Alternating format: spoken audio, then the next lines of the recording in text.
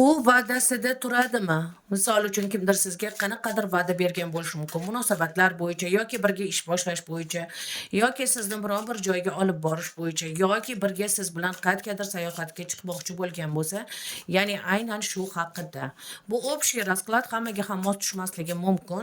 Shaxsiy расклад olish uchun Fortuna 2032 ga murojaat qilib yozasiz, to'lovini qilasiz, adminga yozasiz va shaxsiy расклад olishingiz mumkin. Bu общий расклад hammaga ham tushmasligi mumkin. U va'dasida turadimi? U qanday shaxs? U va'dasida turadimi? Siz qanday shaxssiz? U qanday shaxs? U qanday shaxs?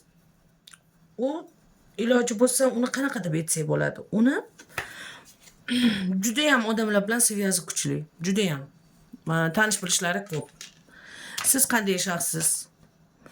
Siz ham yomon emas, siz ham ishlaysiz, pul topishni ham bilasiz, hamda o'zingizni ehtiyotkorligingizni ham bilasiz. Ha, u va'da bergan, siz bu va'daga ishongansiz, orziqib kutyapsiz, orziqib, как одержимость. U va'dasida turadimi? Albatta planida bor, birga o'sha bergan va'dasini bajarishga planlari, rejalari bor. Ammo o'zini hozir boshqa muammosi bor. Buni hali kutasiz. Ha, buni kutasiz. Mana chashasi bo'sh. Buni hali kutasiz. Buni o'zini oilaviy muammolari bor. Va kutganingizdan keyin ham yana kutarkansiz. Yana kutasiz. Yo'q, buni kutasiz. U hozircha va'dasida turmaydi. Bu qanaqadir kechiktirish. Sizda ожидание bor. Ya'ni kutish va yana kutish.